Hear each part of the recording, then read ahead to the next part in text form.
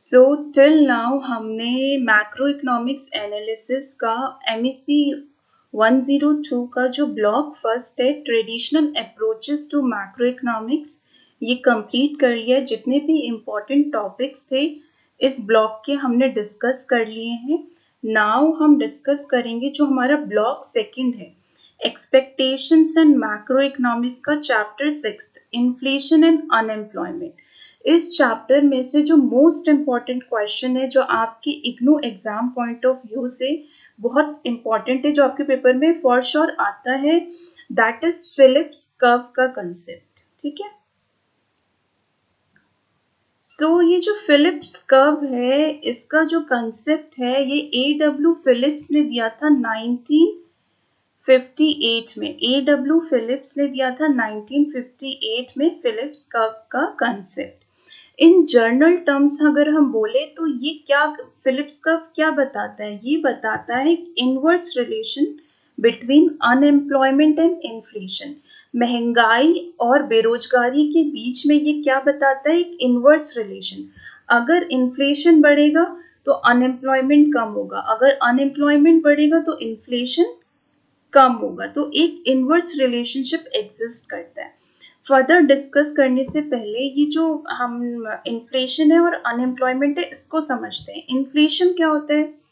Inflation एक ऐसी situation है इकोनॉमी में जब जो जर्नल प्राइस लेवल्स होते हैं एक परसिस्टेंट टाइम के लिए वो इंक्रीज हो रहे हैं, मतलब for a long time price rise हो रहे हैं, और सिर्फ एक पर्टिकुलर कमोडिटी के नहीं, जितने भी गुड्स एंड सर्विस प्रोड्यूस हो रही है किसी भी इकोनॉमी में सबके साथ में प्राइस राइज हो रहे हैं, जर्नल प्राइस राइज हो रहा है, that is our inflation. Where is unemployment क्या है? अनएम्प्लॉयमेंट एक ऐसी सिचुएशन है जहाँ पे पर्सन है विलिंग है काम करने की, वो चाहता है काम करना और एक्टिवली वो ढूंढ भी रहा है काम, बट स्टिल उसे काम नहीं मिल रहा है। इन्फ्लेशन और अनएम्प्लॉयमेंट को थोड़ा और डिस्कस करते हैं, उसके बेसिस पे ही हम आगे के जो कंसेप्ट है उन्हें समझ पाएंगे। सो अनएम्प्लॉयमेंट क्या है? अनएम्प्लॉयमेंट अभी हमने पढ़ा एक ऐसी सिचुएशन है जहां पर जो पर्सन है कैपेबल है काम करने के, एक्टिवली सीक कर रहा है, बट उसको काम मिल नहीं रहा। अगर हमें चेक करना है एक इकोनॉमी में कितना अनएम्प्लॉयमेंट रेट है तो हम क्या करेंगे, जितने नंबर ऑफ पीपल अनएम्प्लॉयड हैं उसको डिवाइड कर देंगे टोटल लेबर फोर्स जो इकोनॉमी में है इनटू 100, तो हमें अनएम्प्लॉयमेंट रेट पता चल जाता है किसी भी इकोनॉमी का। इन्फ्लेशन क्या है? जर्नल प्राइस लेवल में राइज होना in an economy over a period of time, एक परसिस्टेंट राइज हो रहा है, ठीक है, कंटिन्यूस है ये। इसमें क्या होता है, परचेजिंग पावर लोगों की कम हो जाती है, परचेजिंग पावर डिक्रीज हो जाती है। इसको मेजर करने के लिए, इन्फ्लेशन रेट को मेजर करने के लिए हम कंज्यूमर प्राइस इंडेक्स यूज करते हैं। अब ये अनएम्प्लॉयमेंट के थोड़े टाइप और डिस्कस कर लेते हैं, उन टाइप की हेल्प से आगे के जो कंसेप्ट है हमें समझने में हेल्प होगी। जैसे एक नेचुरल रेट ऑफ अनएम्प्लॉयमेंट का कंसेप्ट है, उसके लिए हमें पता होना चाहिए कौन कौन से टाइप ऑफ अनएम्प्लॉयमेंट किसी भी इकोनॉमी में होते हैं। ठीक है, सबसे पहला जो टाइप है वो है फ्रिक्शनल अनएम्प्लॉयमेंट। फ्रिक्शनल अनएम्प्लॉयमेंट क्या होती है? ये अनएम्प्लॉयमेंट टेम्परेरी होती है, कुछ टाइम के लिए अनएम्प्लॉयमेंट होती है। ये किस वजह से होती है? जब एक पर्सन एक जॉब से दूसरी जॉब पे शिफ्ट कर रहा होता है, ठीक है, ये उस टाइम पे होती है, वो शिफ्टिंग जो पीरियड होता है उस टाइम पे। और साथ ही साथ जब जैसे कोई ग्रेजुएट अब जॉब सीकिंग कर रहा है तो उस टाइम पे ये अनएम्प्लॉयमेंट होती है, देखने को मिलती है। स्ट्रक्चरल अनएम्प्लॉयमेंट क्या होती है? स्ट्रक्चर की वजह से, जॉब का जो स्ट्रक्चर है उसकी वजह से जो अनएम्प्लॉयमेंट हो रही है, मतलब वर्कर के अंदर वो स्किल है नहीं जो रिक्वायर्ड है उस जॉब को करने के लिए, तो यहाँ पर स्ट्रक्चरल अनएम्प्लॉयमेंट होती है। इसके रीजन है टेक्निकल चेंज की वजह से हो सकता है, चेंज इन कंज्यूमर डिमांड की वजह से, और ये थोड़ी लॉन्ग टर्म होती है। नेक्स्ट है आपका साइक्लिक अनएम्प्लॉयमेंट। साइक्लिक अनएम्प्लॉयमेंट क्या है? ये साइक्लिक अनएम्प्लॉयमेंट किस वजह से होती है? जब बिजनेस साइकिल में चेंजेस आते हैं, इन्फ्लेशन आता है, बूम आता है, डिप्रेशन आता है, रिसेशन आता है, तो ये अनएम्प्लॉयमेंट कब होती है? जब रिसेशन का टाइम होता है, इकोनॉमी रिसेशन में होती है, ठीक है, सारी जो इकोनॉमिक एक्टिविटीज है अपने लो पे होती है, उस टाइम पे साइक्लिक अनएम्प्लॉयमेंट का सिचुएशन देखने को मिलती है। नेक्स्ट है सीजनल अनएम्प्लॉयमेंट। सीजनल अनएम्प्लॉयमेंट क्या है? ये तब होती है, ऐसे वर्क्स होते हैं जो अकॉर्डिंग टू सीजन होते हैं, जैसे एग्रीकल्चर हो गया, टूरिज्म हो गया। सो कुछ टाइम तक एग्रीकल्चर में लोग काम कर रहे हैं, कुछ टाइम का ब्रेक हो जाता है, ठीक है। जब ग्रोइंग सीजन है जिस टाइम पे पूरा अकॉर्डिंग टू पूरा एग्रीकल्चर अपना सीजन पे डिपेंड है, तो ये सीजनल अनएम्प्लॉयमेंट होता है, ठीक है।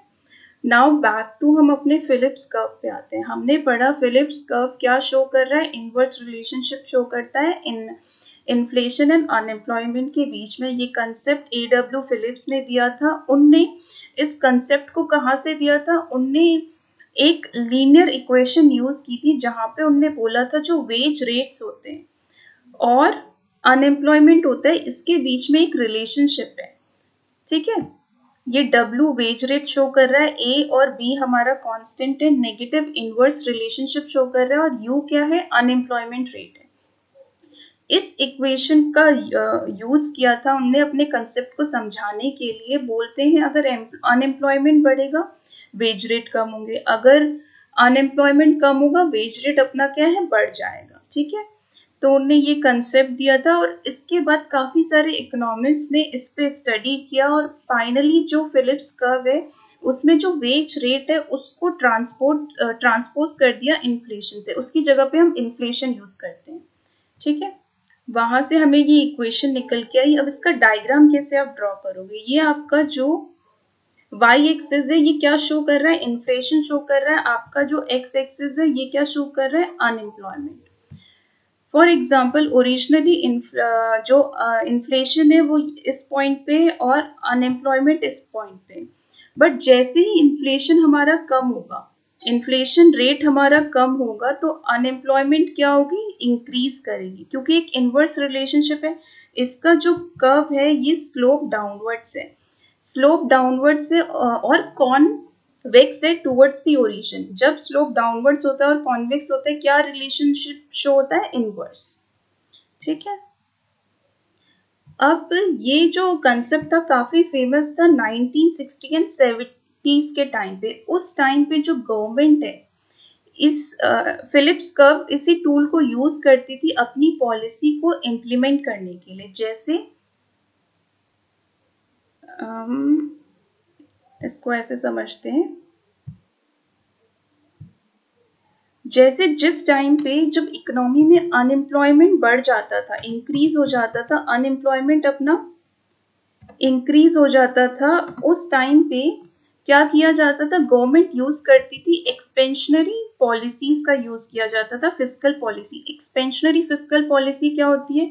जहां पर गवर्नमेंट अपने एक्सपेंडिचर को इंक्रीज कर देती है एंड टैक्स को क्या करती है? डिक्रीज कर देती है। टैक्स डिक्रीज हो जाते हैं, एक्सपेंडिचर इंक्रीज हो जाते हैं। इसका रिजल्ट क्या होगा? इसका रिजल्ट क्या होगा? जो एग्रीगेट डिमांड है, डिमांड क्या होगी? बढ़ जाएगी, इंक्रीज होगी। मार्केट में जब डिमांड बढ़ती है, सप्लाई में तो चेंज नहीं आ रहा, डिमांड इंक्रीज हो रही है। डिमांड इंक्रीज होने की वजह से क्या होता है? डिमांड इंक्रीज होने की वजह से जो प्राइस लेवल होते हैं वो अपने इंक्रीज हो जाते हैं। प्राइस लेवल इंक्रीज होंगे तो इन्फ्लेशन की सिचुएशन आएगी। जैसे ही इन्फ्लेशन की सिचुएशन आएगी, ये जो गवर्नमेंट है तब तक करती रहेगी जब तक इन्फ्लेशन की सिचुएशन नहीं आ जाती। इन्फ्लेशन जैसे ही आएगा, जो अनएम्प्लॉयमेंट है वो हमारा क्या है? कम होना शुरू करेगा, डिक्रीज होना स्टार्ट करेगा, ठीक है। ये कंसेप्ट समझ आया? जिस टाइम पे अनएम्प्लॉयमेंट बढ़ता है, जो गवर्नमेंट है एक्सपेंशनरी फिस्कल पॉलिसी का यूज करती है, या मनी सप्लाई को इंक्रीज कर दिया जाता है। मॉनेटरी पॉलिसी एक्सपेंशनरी वाली यूज की जाती है, ठीक है। उससे क्या होगा? More money in the hand of people आएगा। जब ज्यादा पैसा लोगों के हाथ में आएगा, इससे एक्सेलरेशन होगा, इन्वेस्टमेंट बढ़ेगी और एग्रीगेट डिमांड इंक्रीज होगा, जिसकी वजह से रेट ऑफ इन्फ्लेशन बढ़ेगा और अनएम्प्लॉयमेंट कम हो जाएगी। इसी का अपोजिट चलता है इन केस हमारा इकोनॉमी में इन्फ्लेशन बहुत ज्यादा है। इंक्रीज हो रहा है। तो अब गवर्नमेंट को इस सिचुएशन को रेक्टिफाई करना है इकोनॉमी से कि इन्फ्लेशन का जो ये दर है उसे कम करना है। उसको कम करने के लिए गवर्नमेंट क्या करेगी, अपना कॉन्ट्रैक्शनरी फिस्कल पॉलिसी का यूज करेगी। कॉन्ट्रैक्शनरी फिस्कल पॉलिसी में क्या होता है, जो गवर्नमेंट होती है अपने खर्चे को क्या कर देती है, डिक्रीज कर देती है। खर्चे डिक्रीज कर देगी। इसको मैं अलग से समझाती हूँ, यहाँ पे समझते हैं, नए चैट बॉक्स पे समझते हैं। अब अगर इन्फ्लेशन की सिचुएशन को गवर्नमेंट को रेक्टिफाई करना है, अपना इन्फ्लेशन की सिचुएशन को, ठीक है, इन्फ्लेशन इकोनॉमी में काफी इंक्रीज हो रहा है, इन्फ्लेशन इंक्रीज हो रहा है इस टाइम पे। इस सिचुएशन को रेक्टिफाई करने के लिए जो गवर्नमेंट है यूज करती है कॉन्ट्रैक्शनरी फिस्कल पॉलिसी का। उसमें क्या होता है, जो गवर्नमेंट होती है अपने एक्सपेंडिचर डिक्रीज कर देती है, टैक्स क्या कर देती है, इंक्रीज कर देती है। टैक्स इंक्रीज हो गए, एक्सपेंडिचर डिक्रीज हो गए, इसका क्या रिजल्ट होगा, जो हमारा डिमांड है इकोनॉमी में वो कम हो जाएगा। एग्रीगेट डिमांड क्या हो जाएगा, डिक्रीज हो जाएगा। डिमांड कम हो जाएगी, ठीक है। डिमांड कम होने की वजह से प्राइजेस भी क्या है, कम हो जाएंगे, प्राइजेस भी डिक्रीज हो जाएंगे। डिमांड ही लोग इतना नहीं कर रहे तो वो कम प्राइस में जो प्रोड्यूसर है वो चीजें सेल करना शुरू करेगा। प्राइजेस जैसे ही कम होंगे, जो इन्फ्लेशन की सिचुएशन है वो रेक्टिफाई होना शुरू करेगी। ऐसी मनी सप्लाई भी क्या होगी, डिक्रीज हो जाएगी। मनी सप्लाई भी कॉन्ट्रैक्ट करेगी, लोगों के हाथ में कम पैसा गवर्नमेंट देगी, जिससे इन्फ्लेशन की सिचुएशन हमारी क्या हो जाए, रेक्टिफाई हो जाए, ठीक है। इन्फ्लेशन कम होगा, इससे क्या होगा, जो अनएम्प्लॉयमेंट है इंक्रीज तो होगा बट अल्टीमेटली इन्फ्लेशन में डिक्रीज होना शुरू होगा। इससे पहले अनएम्प्लॉयमेंट इंक्रीज होने लगेगा, लोगों को कम पैसा मिल रहा है, प्राइजेस क्या हो रही है, डिक्रीज हो रही है, पैसा कम मिल रहा है, अनएम्प्लॉयमेंट की सिचुएशन इंक्रीज होगी और इन्फ्लेशन अपना कम हो जाएगा। सो ये जो कंसेप्ट था काफी फेमस था 1960s एंड 70s में, बट उसके बाद 1970s एंड 80s के टाइम पे एक ऐसी सिचुएशन आई जहां पर ये जो इन्फ्लेशन, जो फिलिप्स कर्व था, ये वर्क नहीं करा। वर्क नहीं करा, क्यों वर्क नहीं करा, क्योंकि इस सिचुएशन पे क्या हो रहा था कि स्टैगफ्लेशन की सिचुएशन आ गई। स्टैगफ्लेशन कौन सी सिचुएशन होती है, स्टैगफ्लेशन एक ऐसी सिचुएशन होती है जहां पर इन्फ्लेशन और स्टेग्नेशन दोनों एक साथ होते हैं। स्टेग्नेशन मतलब अनएम्प्लॉयमेंट, ठीक है।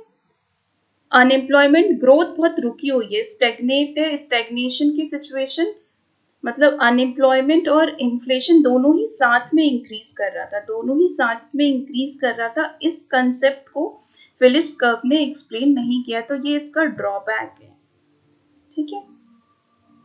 तो उस टाइम पे जो मिलिटन फ्रीडमैन थे, उनने अपना कंसेप्ट, मिलिटन फ्रीडमैन ने 1960 में एक कंसेप्ट दिया, नेचुरल रेट ऑफ अनएम्प्लॉयमेंट, ठीक है। नेचुरल रेट ऑफ अनएम्प्लॉयमेंट, इसको हम नेक्स्ट क्लास में डिस्कस करेंगे। इसी पे बेस्ड है हमारा जो एक्सपेक्टेशनल ऑर्गनामेंटेड फिलिप्स कर्व है, जिसमें एडेप्टिव और रैशनल एक्सपेक्टेशंस की बात की है, वो हम नेक्स्ट क्लास में डिस्कस करेंगे।